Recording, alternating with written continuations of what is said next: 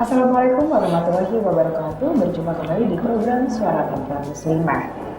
Seperti yang kita ketahui dan saya masih mengajak Anda semua di sini untuk membahas lebih dalam lagi tentang masyarakat mandiri, sebuah lembaga jejaring dari Dompet Duafa untuk mengentaskan kemiskinan di masyarakat dan menjadikan masyarakat itu menjadi masyarakat yang kecil lebih mandiri.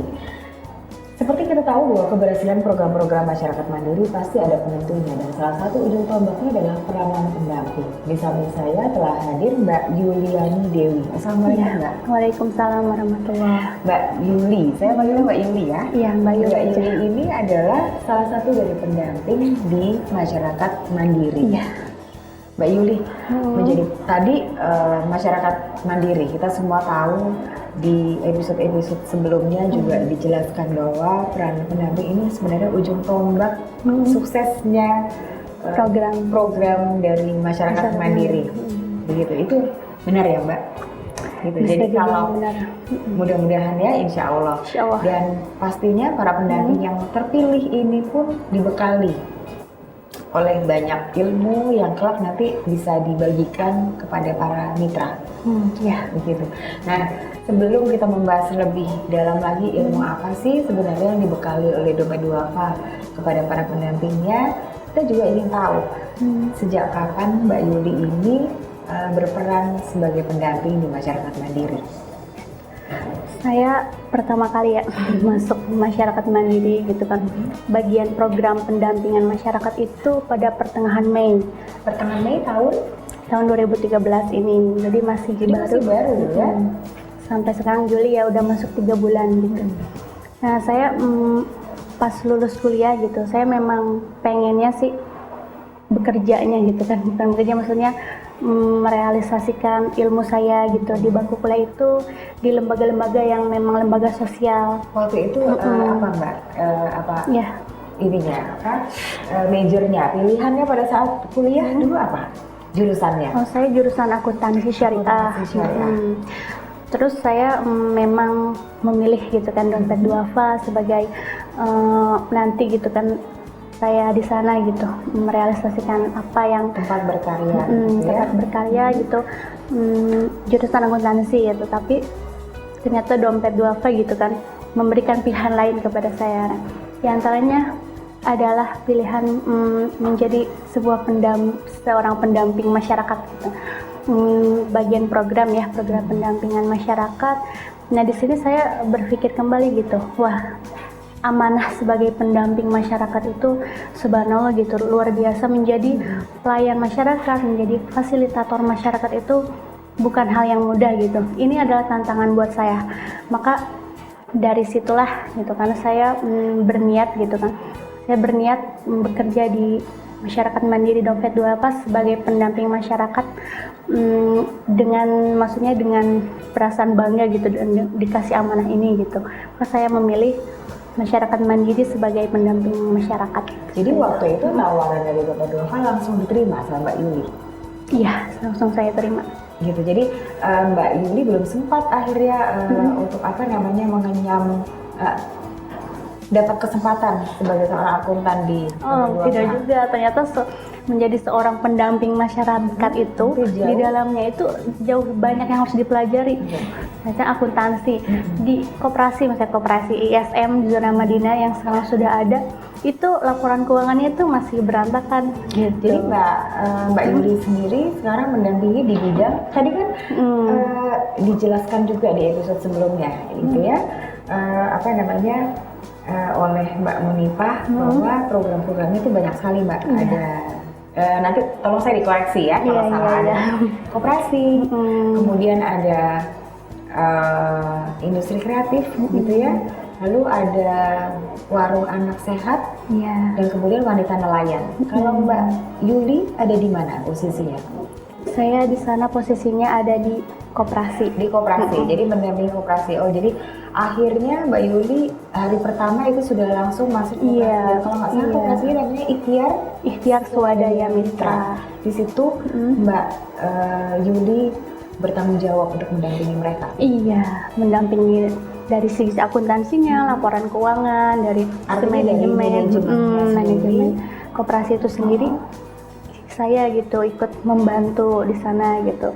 Ya seperti yang kita ketahui pengurus-pengurus ISM gitu kan, mereka juga sama-sama belajar, sama-sama masih berlatih dalam mengurus koperasi ISM. Maka di situ perannya pendamping di situ gitu. Penguatan dalam manajemen, dalam disiplin laporan keuangan itu ya basic saya gitu ya kan, yang dulunya akuntansi syariah pun alhamdulillah di sini juga bisa diterapkan, bisa belajar bersama-sama gitu, alhamdulillah. Mbak Yuli, kita juga pastinya sahabat Kakak TV juga ingin tahu apa namanya kesannya seperti apa. Tapi sebelumnya kita juga yang berarti kira-kira masih baru ya, masih baru berapa lama menjadi seorang pendamping? Kalau sudah masuk 3 bulanan. 3 bulan. Nah, waktu Mbak Yuli menerima tawaran dompet duafa untuk menjadi seorang pendamping itu bulan Mei, pertengahan Mei. Kemudian apa yang dilakukan? Langsung bekerja, artinya apa namanya ada trial gitu, atau langsung ada sebuah pelatihan? Pasti pendamping ini juga harus dibekali tadi kan? Iya, memang. Pertama kali saya langsung masuk di itu saya langsung diperkenalkan sama pengurus koperasi. Oh jadi langsung waktu itu sudah dijuruskan begitu. Jadi Mbak Yuli masuknya di program yang koperasi. Sudah ditunjuk itu. Lalu di sana kita kenalan sama pengurus koperasi. Mungkin tadi sudah tahu sendiri ada Bu Esti dan Mbak Tri, Mbak Vika, dan ternyata di sana mereka juga gitu sudah berjuang gitu kan, dari sudah setahun lebih gitu kan, mereka juga berjuang, punya mitra banyak. Sebenarnya kan saya program lanjutan gitu. Sebelum-sebelumnya sebenarnya ada pendamping gitu. Sebenarnya saya digantikan mengganti posisinya adalah mengganti pendamping yang terdahulu. Iya. Jadi memang di situ sudah terbentuk koperasi. Jadi saya tidak merintis dari awal gitu. Dari mencari mitra, jadi ternyata mitra sudah ada, koperasi sudah berdiri, dan saya di sana tinggal melanjutkan gitu. Nah Mbak Yuli, tapi melanjutkan itu kan tidak semudah seperti cerita singkat dari Mbak Yuli. Ada apa sih melanjutkan itu kan tidak hanya sekedar melanjutkan, tapi ada program-program baru yang juga harus diterapkan, dan bagaimana Mbak Yuli membekali diri. Kita jeda sejenak ya Mbak, dan sahabat Cakra TV, kita lanjutkan apa yang dilakukan kemudian Mbak Yuli untuk membekali dirinya agar menjadi seorang pendamping sampai akhir. Sampai pada saat ini, selamat lagi di program Suara Perempuan Muslimah.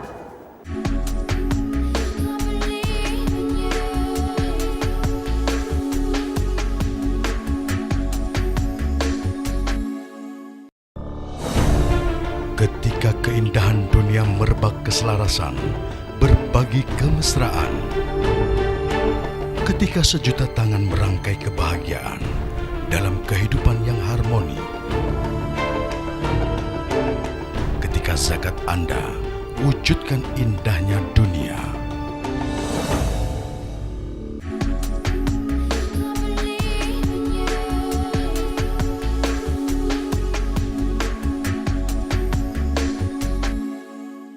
Sahabat Cakra TV, kita lanjutkan perbincangan kita dengan Mbak Yuliani Dewi. Mbak Yuli, tadi Mbak Yuli bilang akhirnya memilih menjadi pendamping, gitu ya?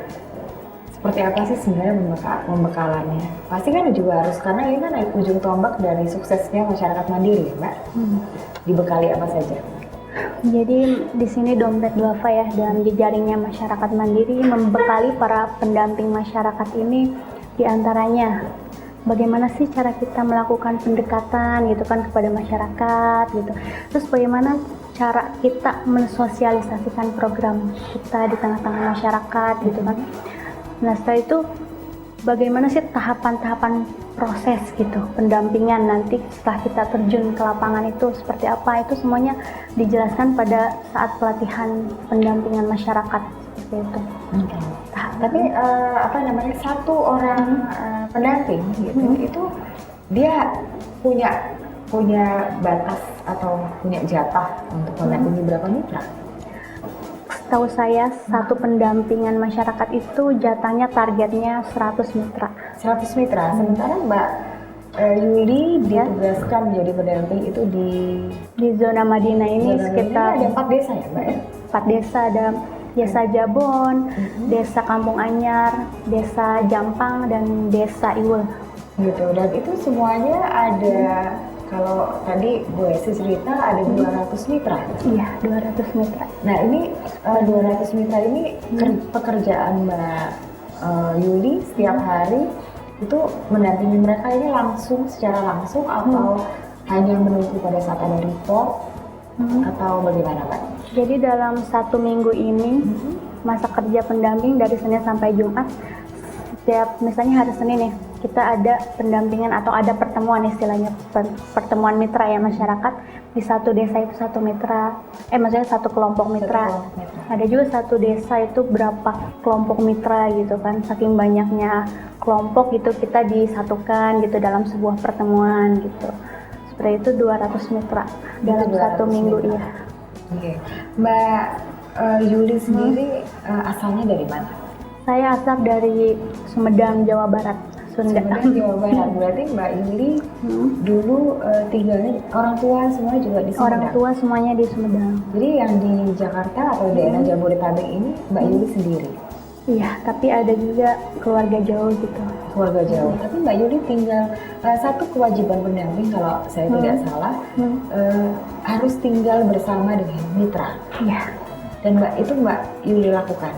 Ya, saya lakukan karena saya ingin tahu gitu mitra-mitra saya itu seperti apa sih gitu kan. Terus potensi-potensi yang ada di sebuah desa itu, di yang lingkungan mitra itu seperti apa gitu. Makanya di situ tugas pendampingan masyarakat itu sebenarnya intinya pendamping masyarakat itu ya harus ya mendampingi masyarakat aja gitu di sekitar mitra itu gitu, termasuk hidup gitu kan di sana gitu maksudnya. Saya bukan hidup selamanya, enggak seperti maksudnya dia selama program itu, bersama punya kewajiban untuk tinggal bersama mitra.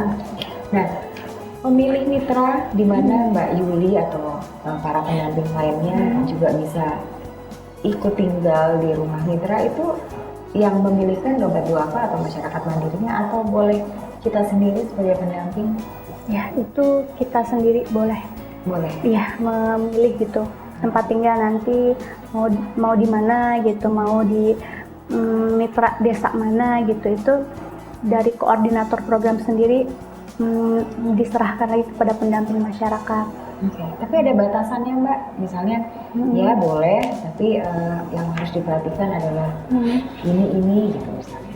Oh iya, kalau dari koordinator program dia menyarankan maksudnya keluarga mitra gitu kan, keluarga mitra yang minimal gitu anaknya gitu kan tidak banyak gitu kan, nanti takutnya mengganggu gitu kan pekerjaan. Jadi ini bisa pendamping lebih masyarakat. fokus memperhatikan dan mereka juga lebih fokus mengerti gitu ya apa yang share ilmu apa yang diberikan oleh para pendamping ini, begitu ya Mbak? Iya. Nah Mbak sekarang hidup bayangkan tadinya tinggal di daerah di Sumedang gitu ya, terus harus tinggal di Jakarta meskipun ini termasuk daerah pinggiran gitu ya, itu dengan masyarakat yang baru dan harus tinggal di keluarga yang fasilitasnya relatif terbatas. Pasti ada penyesuaian gitu. Ini sudah bulan keberapa? Bulan ketiga tinggal dengan mereka? Iya. Gitu. Bagaimana penyesuaiannya Mbak? Apa yang dilakukan Mbak Yuli? Sebenarnya saya waktu memilih tempat tinggal di tengah-tengah masyarakat, pertama saya pendekatan dulu gitu kan dengan ibu-ibu Gimana mitra. sih pendekatannya? Ya misalnya kan kita sering ada pertemuan tuh, otomatis di pertemuan tidak hanya permasalahan usaha atau angsuran misalnya gitu, tapi kita juga kabar pribadi gitu kan, kabar mitra gimana, kabar pendamping gimana. Nah waktu itu saya sharing aja gitu sama mitra, lagi ingin mencari tempat tinggal nih Bu gitu kan, enaknya di mana ya gitu kan. Terus ya ibu-ibu mitra kan pada ngusulin kan di tempat saya saja pada rebutan gitu kan. Oh gitu, ya udah saya pun survei lah, main-main gitu kan, silaturahmi ke masing-masing mitra ibu-ibu gitu kan. Oh ternyata di sini kurang ini nih misalnya, kurang apa ya, kurang srek, kurang pas gitu. Ya soalnya kayaknya ibunya repot gitu kan, anaknya banyak, terus yang tersedia gitu untuk pendamping kamarnya juga agak gimana gitu. Alhamdulillah sih pas survei ada tuh Ibu Mitra gitu, dia punya pesantren gitu kan, karena saya memang suka anak-anak juga gitu kan, suka ngajar ngaji juga ya, saya memilih yang di pesantren itu gitu, di Kobong lah kalau istilahnya, sama anak-anak gitu kan. Dan ibunya sendiri, Ibu Mitranya sendiri, anaknya udah besar-besar gitu, maksudnya nggak terlalu repot atau gimana gitu. Jadi Dan berarti Mbak Yuli juga punya kesempatan untuk ngajar ngaji di sana. iya. Gitu. Jadi senang ya Mbak, akhirnya tidak hanya dekat dengan keluarga, tapi juga dengan anak-anak pesantren di sana. Nah Mbak, aku juga ingin tahu sekarang begini, 4 desa ini gitu yang menjadi tanggung jawab Mbak Yuli, itu punya apa namanya, kebiasaan dulu yang sudah cukup sulit. Mereka begitu percaya dengan bank keliling. Sementara ini harus apa namanya, paradigma ini harus dirubah. Ya, pandangan mereka harus dialihkan ke hal yang justru nanti akan sangat membantu mereka. Program-program yang ada di masyarakat mandiri melalui ISM, Ikhtiar Swadaya Mitra. Itu caranya bagaimana? Karena ada yang mungkin sudah sangat percaya sekali dengan bank keliling itu. Yang dilakukan pendamping apa Mbak? Yang pertama dilakukan pendamping adalah sosialisasi program dulu. Sosialisasi program bahwa program kita gitu kan, akses permodalan untuk usaha itu beda gitu prinsipnya dengan bank-bank keliling yang sudah merajalela gitu di tengah-tengah masyarakat gitu kan. Kalau misalnya bank keliling itu prinsipnya itu kan prinsip bunga gitu kan, otomatis itu ekonomi konvensional.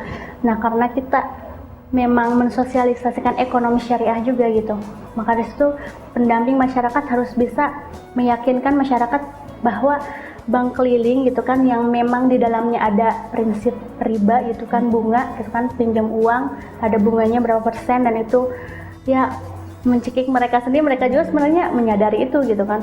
Nah di sini pentingnya pendamping harus bisa menjelaskan gitu bahwa Bapak Ibu gitu, bahwa sebenarnya ada gitu alternatif lain gitu yang lebih berkah, yang lebih berpahala gitu dalam akses permodalan ini gitu. Di antaranya ya kita mulailah dari sekarang gitu kan, menjauhi larangan-larangan riba yang memang sudah diharamkan di dalam Al-Quran gitu.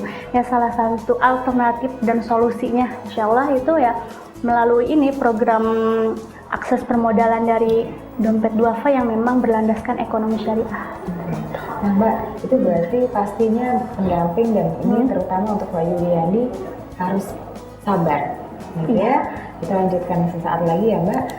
Sahabat Zakat TV, kita juga ingin tahu seberapa besarnya kesabaran Mbak Yuliani Dewi ini dan bagaimana caranya Mbak Yuliani memupuk terus kesabarannya saat lagi bersama kami di program Suara Perempuan Muslimah.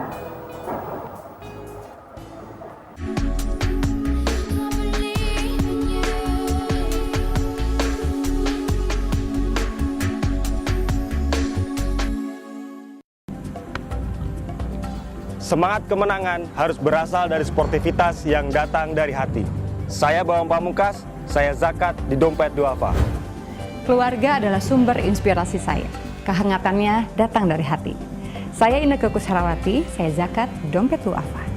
Berbagi memudahkan rezeki, karena datang dari hati. Saya Ipo Santosa, zakat di Dompet Duafa. Dompet Duafa.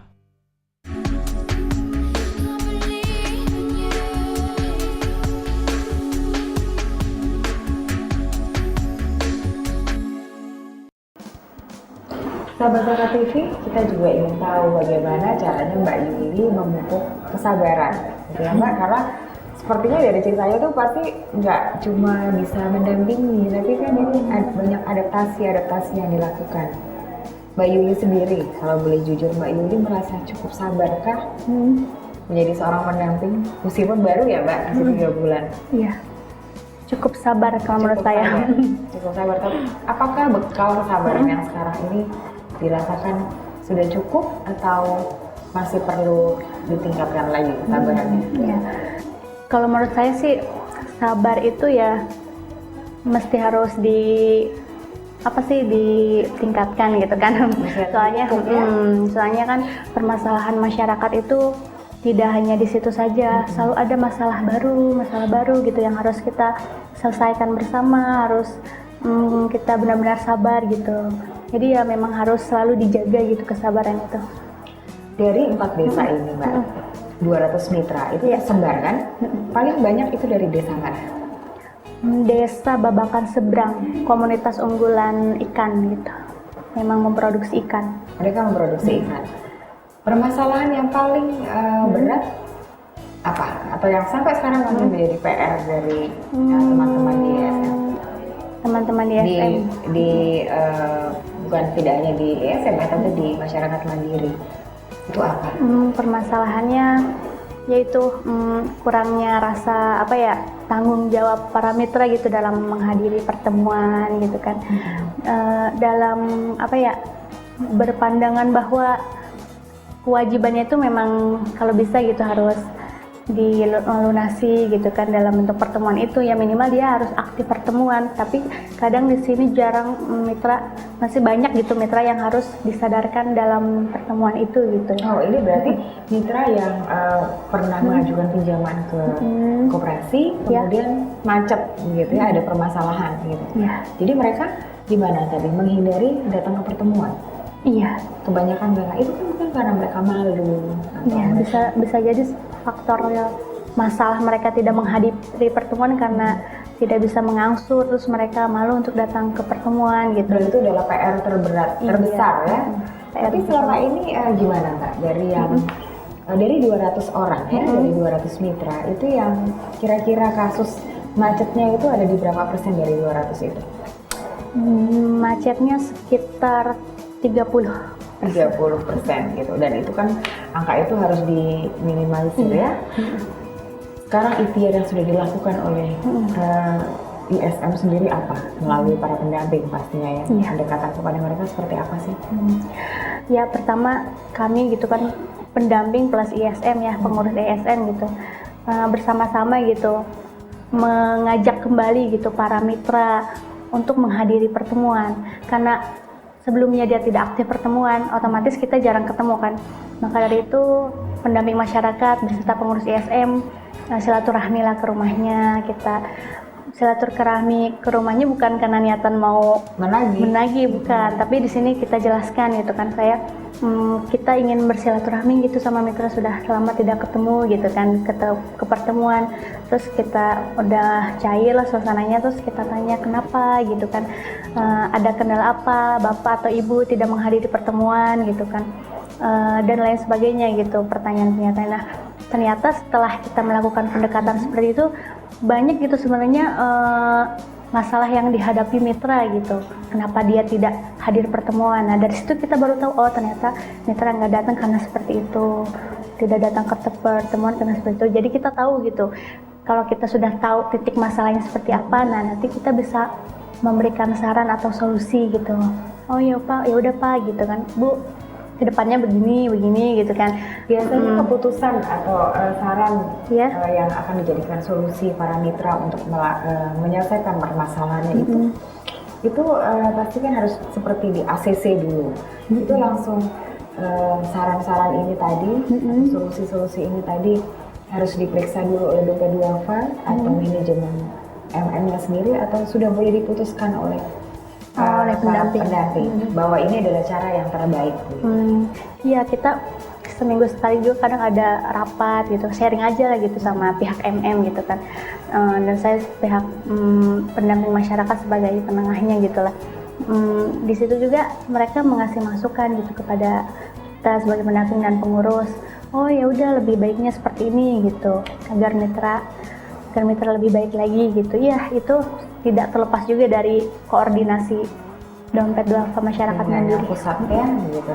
Ada tidak kemungkinan suatu hari nanti, karena ini masih baru ya 3 bulan, kemudian Mbak Yuli dipindah ke lokasi lain atau ke bidang lain yang tadinya sekarang operasi, mungkin wanita nelayan atau warung anak sehat segala macam? Iya, bisa aja itu terjadi. Mungkin seperti itu. Berarti itu harus nanti adaptasi lagi dengan Iya. program yang baru, adaptasi dengan masyarakat yang baru. Iya benar. Nah, 4 program yang ada di MM, itu semua ada di 4 desa ini?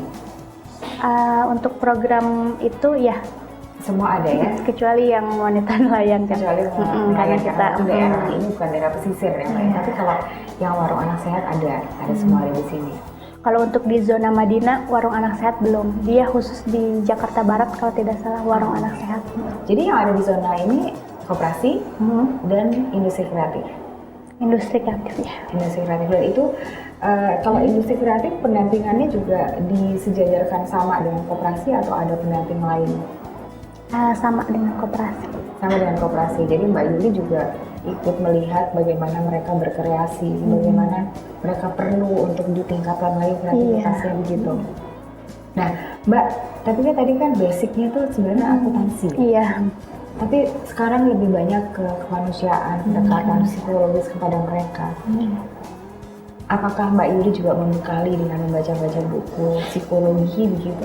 Iya pastinya.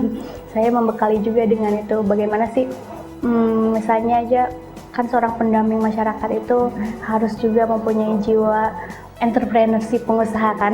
Masa mitra-mitranya pengusaha, masa pendampingnya gitu nggak tahu tentang wirausaha gitu. Terus tentang leadership, kepemimpinan, cara mempengaruhi orang lain itu perlu gitu. Nah, Mbak Yuli sendiri ada nggak tergerak untuk melakukan usaha, membuka usaha kecil-kecilan mungkin di daerahnya Mbak Yuli?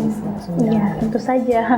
Tentu saja, karena saya gitu kan niat menjadi pendamping masyarakat juga kan ikhtiar belajar juga gitu, belajar. Ternyata banyak hal-hal baru gitu yang saya dapatkan menjadi seorang pendamping masyarakat. Apa aja Mbak contohnya? Yaitu dia jiwa wirausahanya kan makin meningkat, makin timbul gitu. Wah, kita harus bisa juga dong jadi pengusaha seperti mitra gitu kan. Kesabarannya tadi. Kesabarannya juga, subhanallah gitu kan. Cara apa sih, pemberdayaan masyarakat itu ilmunya itu sangat banyak banget pokoknya gitu deh, menjadi pendamping masyarakat itu. Mbak Yuli, dulu Mbak Yuli punya cita-cita menjadi seorang akuntan dan itu melamar di Dompet Duafa. Tapi ada sesuatu yang ternyata menggiring Mbak Yuli berkarya jauh lebih mulia lagi. Sebenarnya apakah ini akhirnya sebenarnya yang dicari di kehidupan Mbak Yuli, atau ini sebenarnya nanti perlu dikembangkan lagi dan Mbak Yuli masih ingin meraih sesuatu yang sampai sekarang belum bisa diraih, atau apa? Cita-cita ke depannya seperti apa Mbak? Cita-cita ke depan saya harus lebih mengembangkan lagi gitu kan. Dari yang saya pelajari gitu, yang saya dedikasikan di sini gitu. Tapi untuk tujuan akhir sudah pasti saya ingin gitu memberdayakan masyarakat di lingkungan saya nanti, di kota kelahiran saya gitu. Mungkin dengan amin, dengan program model pemberdayaan masyarakat seperti ini diharapkan saya juga bisa menerapkannya di kampung halaman saya sendiri seperti itu. Terima kasih Mbak sudah berbagi, dan sahabat Zakat TV juga akhirnya tahu bagaimana sih proses menjadi seorang pendamping, dan ternyata tidak mudah ya Mbak. Dan ternyata pendamping itu tidak hanya memberikan ilmu, tapi juga mendapatkan ilmu. Insya Allah nanti apa yang dicita-citakan Mbak Yuli, membuka usaha di daerahnya dan mendampingi masyarakat sekitar di daerahnya agar kelak juga bisa menjadi masyarakat mandiri. Jadi menjadi pendamping tidak harus bisa dilakukan oleh siapa saja dan bisa dilakukan di mana saja, gitu ya Mbak. Sampai bertemu kembali di program Suara Perempuan Muslimah dengan episode yang tidak kalah menariknya. Wassalamualaikum warahmatullahi wabarakatuh. Terima kasih Mbak. Sama-sama.